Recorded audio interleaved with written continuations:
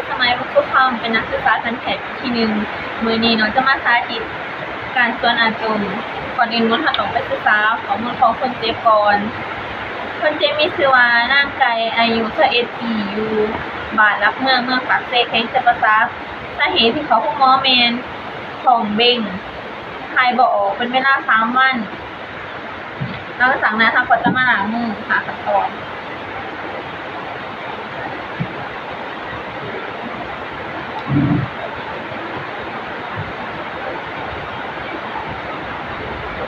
หลังจากล้างมือหาขั้นตอนนี้ค่ะก็จะมาเก็บอุปกรณ์เนาะอุปกรณ์ของเขามีผ้ากันเปื้อนเสื้อกันเปื้อนบกสวนท้ายสวนหัวสวนข้ามหมักหัวผ้าคอมแปด NSS ทิชชู่ถุงมือและวัสลีนของใส่ขี้เหงื่ออะไรเงี้ยหลังจากที่เกี่ยวอุปกรณ์มาแล้วเขาก็จะมาใส่ผ้าปิดปากเนาะเพื่อเขาจะเข้าไปหาคนเจ็บสบายดีไก่ซื้อหน้าไก่เนาะอายุ21 ปีอยู่บ้านรักเมืองปากเซแข้งจังหวัดราชบุรีสาเหตุที่เกิดจากฮอร์โมนนี่เป็นของเบ่งถ่ายบ่ออก3 วันเนาะมื้อนี้น้องซื้อนางเพชรสมัยวัฒนธรรมเด้อเป็นนักศึกษาชั้นแพทย์ปีที่1มื้อนี้น้องจะมาสอนอาจมให้เอื้อยจุดประสงค์1เพื่อเบิ่งอาจมและสิ่งแปลกปลอมที่ออกมา2เพื่อลดทอนอาการท้องเบ่ง3เพื่อให้น้ำใสแก่ความรุนของเอื้อยวางหลังจากนั้นเขาก็จะมาจัดสิ่งแวดล้อมคือเปิดไฟให้แจ้งปิดฝากลางแดดปิดพัดลมต่อไปเขาจะมาจัดทานอนในคนเจ็บต่อไปเขาจะมาจัดทายคนเจ็บนอนเขาจะเอาเสือนอกไปห้องว่าไม่อยากเลย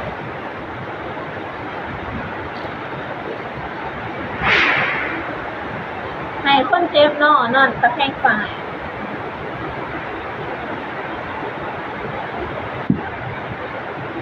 แล้วเขาก็จะเปิดเฉพาะวันที่เขาจะสวนแล้วจากนั้นเขาก็จะมาเก็บอุปกรณ์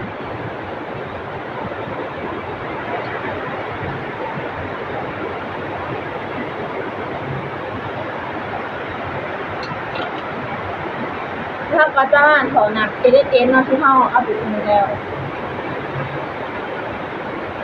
ต่อไปเขาก็จะมาใส่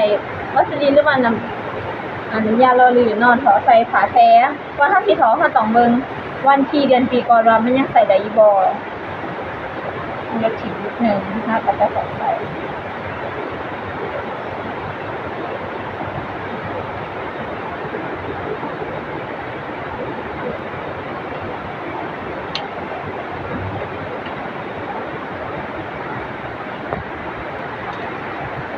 แล้วจากนั้นเขาจะรบกวนนอกไปของใส่รับเขาจะเหมือนจะรับซื้อประมาณ60 องศาเนาะแล้วจากนั้นถ้าก็จะมาทดสอบข้อส่วนก่อนว่ามันใส่ได้อยู่บ่เพราะมันเปิดน้ำได้อยู่บ่ถามว่านี่หนักออกมาเนี่ยมันใส่ได้บ่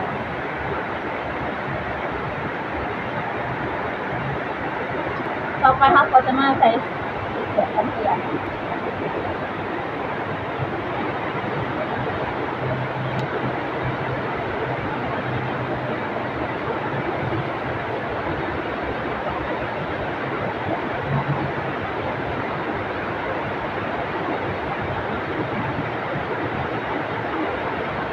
ต่อไปเขาก็จะมาใส่ถุงมือสะอาดเนาะ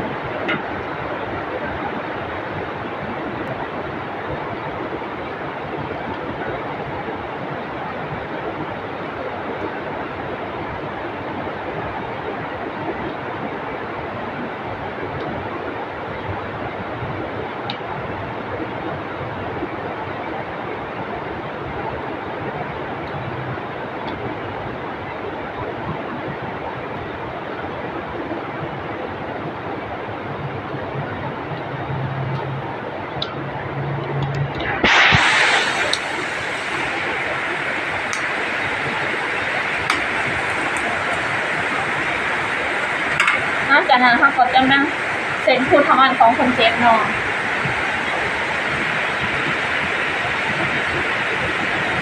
แล้วเขาก็จะเอาน้ำยาเราเนี่ยที่อยู่ในขาเซเนาะเสร็จหัวสวนใส่มือหน่อยเนี่ยผู้ทำงานของคนเจ็บเล็กน้อยแล้วเขาก็จะยัดหัวสวนเขาไปเลยเขาจะยัดเขาซาๆเนาะเลือกประมาณ7 ซนแล้วค่อยปล่อยน้ำให้คนเจ็บพอลมหายใจซาๆและแนะนำให้คนเจ็บบ่เบ่งอาจมเนาะเมื่อคนเจ็บไทยปวดไทยนะให้เฮาปิดน้ำและดึงออกเนาะเขาจะปิดน้ำและดึงหัวส่วนออกซาๆนะคะอาจารย์อนามัยหัวส่วนด้วยเสียงอนามัย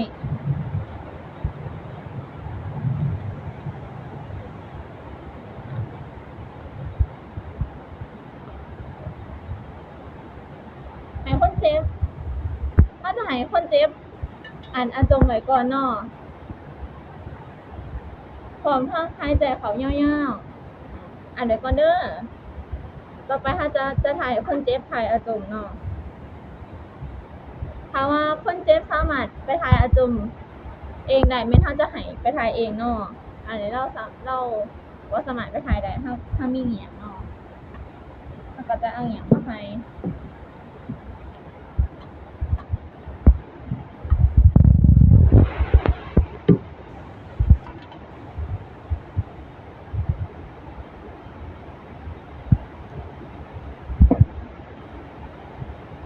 หลังจากคนเจ็บถ่ายอาจมแล้ว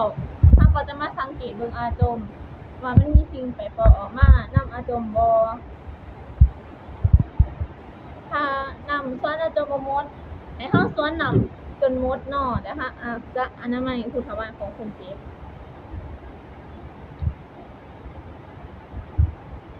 นะคะก็จะทาให้คนเจ็บเนาะจะทาให้เจ็บอยู่ในท่าที่สบายถ้าก็จะเอาขาต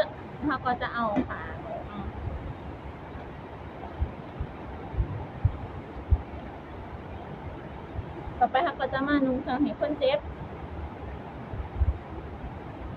แล้วเขาก็จะมาติดตามอาการของคนเจ็บประมาณ10 นาทีเนาะถ้าว่าคนเจ็บมีอาการถ้าต้องเบิ่งก่อนว่าคนเจ็บมีอาการเมื่อยบ่ถ้าว่าคนเจ็บบ่มีอาการเมื่อยเขาต้องถ้าว่าคนเจ็บบ่มีอาการเมื่อยเขาก็จะมาเก็บอุปกรณ์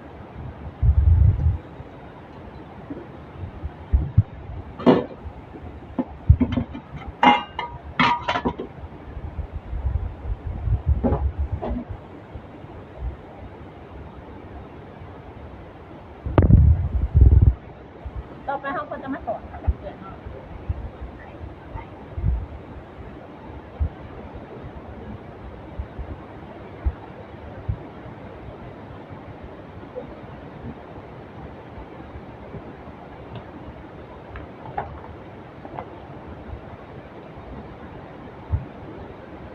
แล้วเขาจะมาสอนทั้งเรื่อง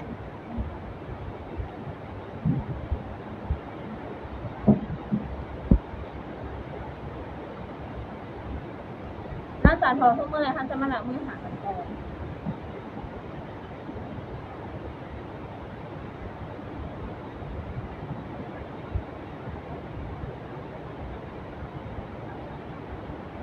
อาจารย์เขาก็จะมาขอทานที่ปากและบันทึกการส่วนอาจมของเขาลงในปุ่มพยาบาลเนาะเราปุ่มที่3อาการของคนเจ็บหลังจากนั้นสำหรับคลิปการสอนอาจมของน้องก็จะเพียงสำนึกเนาะเดี๋ยวขอขอบใจ